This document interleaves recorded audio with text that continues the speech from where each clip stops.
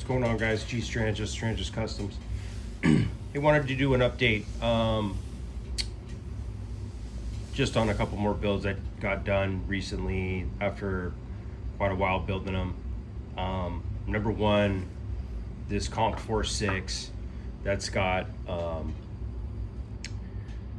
5-inch threaded barrel with a D2 single port comp. It's got an Atlas barrel, Atlas slide, Chile frame, and an Infinity grip.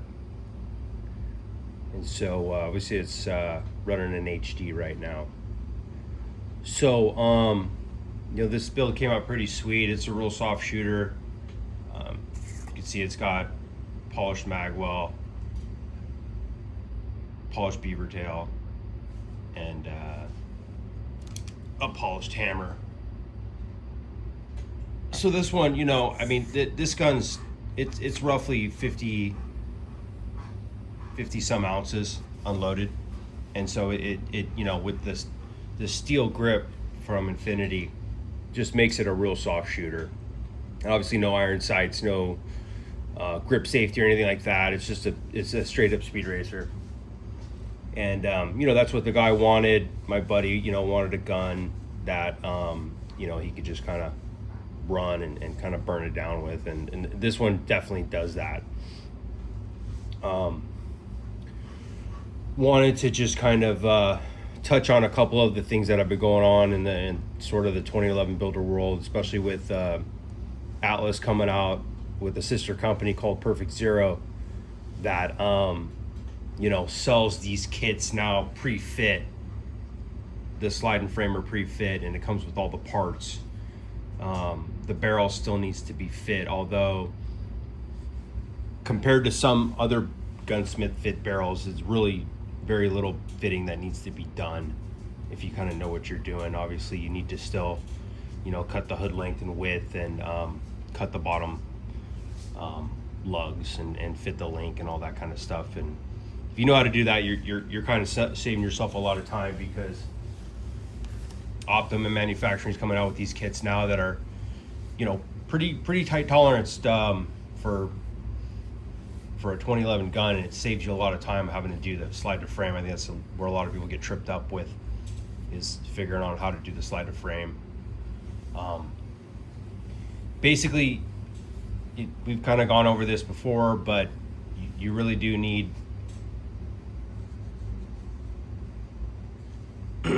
you need a mill to do the slide to frame really accurately. And then obviously you finish it with some of the finishing tools that I've gone over before. Talked about these parts before. And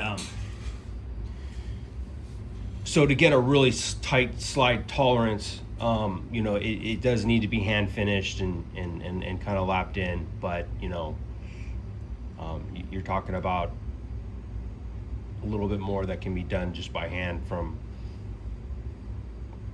getting them as raw parts. Obviously the gunsmith stuff's going to be oversized for a reason. And we've talked about getting your the slide dimensions that you need to get down to with a fixture like this, which this one's from Deep River. We've talked about that in a previous video, and you notice that there was a couple more subscribers to the channel, and wanted to kind of update you guys as far as what's kind of been going on in this world. So with Atlas coming onto the scene and offering these kits up in stock and available, there's been some channels that have purchased them and tried to put them together, and these are still not guns that just the layman can kind of put together without some training. There are dudes like me that basically do it as a hobby, and are able that have maybe access to a milling machine or a lathe that can machine down some parts and have all the other tools that are necessary to make the guns, fit well and be something that you're happy with. And another one that I've been really shooting a lot lately and really enjoying is the same type of thing. It's Atlas Slide Chile frame. This is the Chile Aggressive Grip, in a 5-inch variety. And this is another Atlas barrel. And, this gun's just been, really fun to shoot. You can see that there's no side to side play, at all in these guns. And this gun's just been really fun to shoot. Obviously everything's safe and clear. Real soft shooting gun. And it's got my satin blue finish that been really working out well. It's actually been holding up pretty nicely. There's a little bit of holster wear coming in and out of Safariland holsters. So this has been kind of the platform to go to that everyone kind of wants to shoot right now. It's very say that it's addicting would be a kind of an understatement.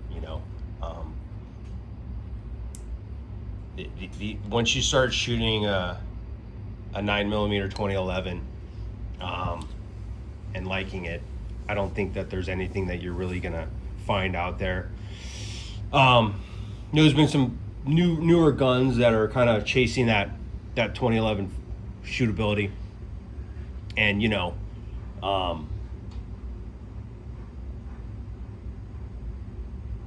that's awesome. I think that's really cool. One of them's like the Waltz 9. That gun's kind of been around for a while and people are kind of in the know. But there's nothing quite like the original Browning design, or even the Gen 1 2011 STI, specs are kind of where it's at. Staccato is really great. I'm not really into the HD line or the other kind of knockoffs that have different platform magazines. I don't really think that's an issue that's needed. I usually run MBX mags or the Checkmate ones, and they do just fine. I don't really have any issues with those magazines feeding at all. Depending on the grip you use, it's going to be really the interface between the mag lock and then where the frame ramp, the angle of the frame ramp is really where you're going to get, the rubber meets the road in the 2011 platform. And, that's already been kind of vetted out for a long time. So, Engineer's Armory's coming out with some new 2011 builds, and he's doing real good. I think he's finally getting the hang of it. Had a little bit of an issue with the Commander platform and what exactly that means.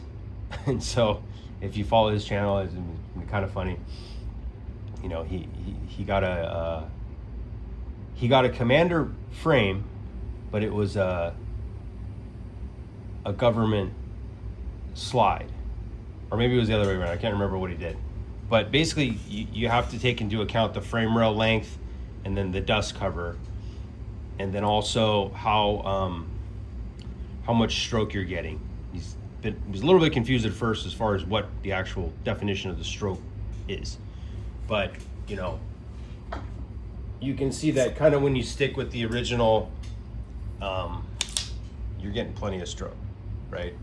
You can see that disconnector is, and this gun, at about 3 pounds,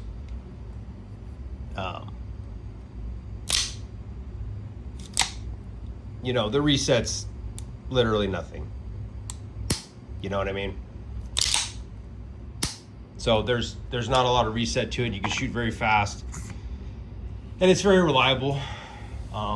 You do have to tune them to get them to run reliably. What I mean by tune them is make sure that there's good extractor tension, there's good extractor contact, it's the right length. And Engineers Army is doing a really good job of putting out short form videos that kind of show you the exact spec of what it needs to be and how to measure it for your particular build. If that's what you're looking to do, you do need to invest in the proper tools in order to measure, like depth gauge, mics, and that kind of stuff, as well as gauge blocks, gauge pins, just so you kind of know where all your numbers are at and how much you really need to remove from each plane of the gun, of the parts that you get. And so I think that really the 2011 is kind of like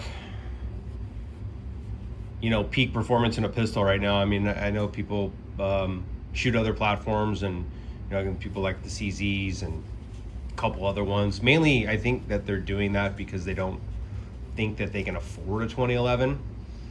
And that's reality, dude. I mean, these guns are expensive. I mean, this grip module from Infinity is, runs about $1,000 with everything. The trigger, the mag release, the mag well. That they actually made this mag well custom for me. I had bought it with one of the large XL sized ones, and the guy didn't really want that. He wanted the regular sized ones. So they great company, called them up, told them what I needed. They said measure your grip, and sent them the measurements on my calipers, and I had another mag well within a week or two. It was pretty cool. Dude, they make great parts. Infinity makes great parts. Atlas makes really good parts. EGW makes really good parts.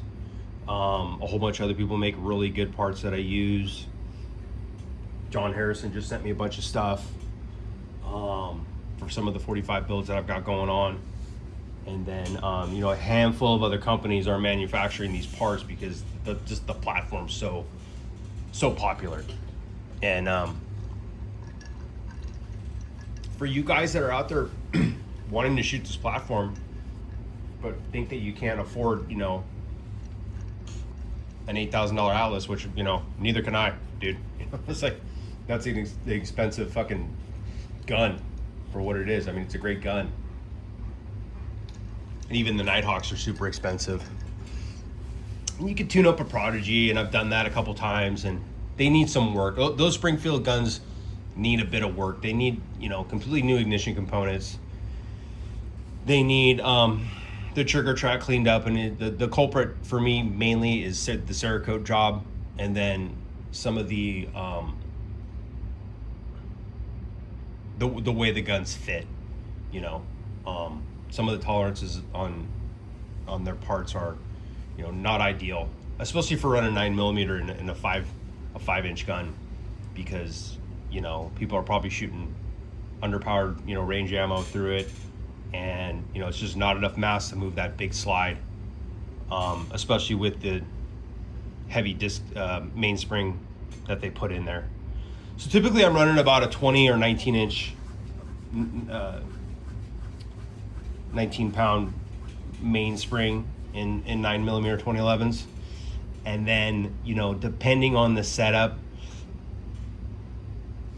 this one has right now a 9-pound recoil spring, and it's a full length, government length recoil spring.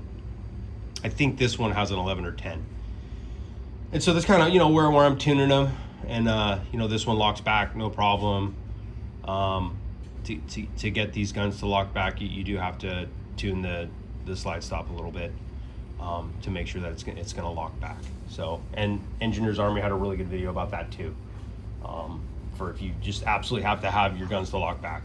If you're in a competition, it's not a big thing, but if you're doing it for defensive purposes and you absolutely want that lock back to know when to reload and when not to, that's fine. You just got to know how to tune your gun. So I think that's about it. Another one of these cool tools to shoot. Shooters Connection has a this kind of breech face tool that you can stick into the breech face when you want to remove the extractor. Those 9mm extractors really hang over the breech face a lot more to get a hold of that that 9mm case, much more than 45.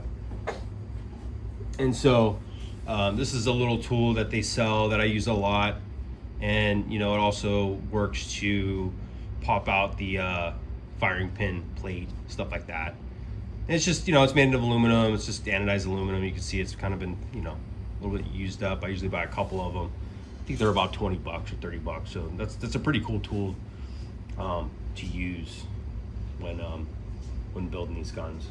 So I think that's about it for now. Thanks for watching. I think you guys deserve to have a little bit better information. Some of the tubers that are out there kind of put out information that they just hear. It's not really first-hand info. So from a guy that's actually building them, what you run into and what you don't. This is absolutely something that you can do at home. But like I said, I mean, I would take advantage probably of those Perfect Zero short blocks. It's almost a short block. I mean, the barrel's not fit yet, but if you do some research, there's some really good forum posts too on how to fit a bull barrel. I mean, to get a decent fit on a bull barrel, it takes a little bit of work. Take some Dykem, and get a set of files and a couple of those other tools, those barrel load cutters that I've showed before, and then there's even a couple fixtures that are made that you can do them on if you do have a mill. There's another one by I forget his name now, but I'll maybe show that off in a different video about cutting a real clean machine fit lower lug, which you're still going to have to hand hone if you really want it to be in a very tight tolerance barrel fit. And it does make a difference when you're shooting it. You could shoot it, you feel it's a little bit softer, and it'll delay that opening of the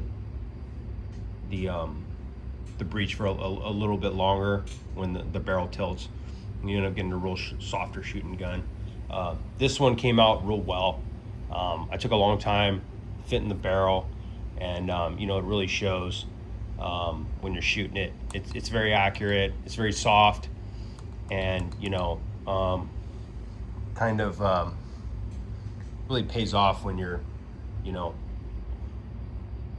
when you're at the range and you're shooting, and you can really feel that. And this one's completely, like I said, it's just blued, which is my actually preferred finish for most of these guns. You can see where it's wearing off a little bit right here, and that's to be expected. Any kind of abrasion that you get up against, it's gonna wear the bluing down because it's so thin, and that's kind of what you want, when you're building one of these guns. It's interesting, EA went with a nitride finish, and he's doing really well with that finish. That's also a very low tolerance finish, and he's really had success with it. The look of it to me isn't as nice looking as a blued gun, especially a polished blued gun. I mean, it's really a good, it's really impressive finish in a lot of ways. And I kind of disagree with the mainstream of kind of bluing is cheap, and it's the only people that do it are cheap, and it's like, not really, bro. It's actually quite a little bit of money to buy all the components and the equipment to do a proper bluing setup, and also the bluing, salts themselves are not that cheap, and you have to pay the hazmat insurance for it to get shipped and all that kind of stuff. So I mean, bluing's a completely different subject. I won't really delve into it, but I think it still has a place in 2026. But I get it. People want DLC and PVD and whatnot. And my Staccato P that's DLC is showing quite a bit of wear over. Probably have had it maybe going on three and a half years now. I think it's maybe a 2022 build or a 23 build from Staccato, and it's holding up great. The gun shoots perfect, and I use it for work, and that's my go-to. But I did put a Miller grip on it.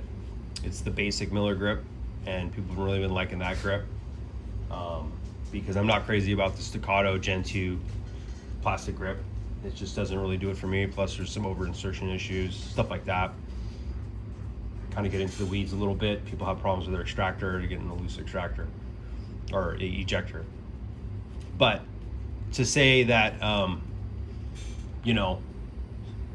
DLC is better than something else, it's a little bit naiving to people that really haven't run their guns for a long time and really done a lot of holster work with it, because it does show some wear after a while, and that the gun may end up having to get refinished at some point. I'm not really worried about it.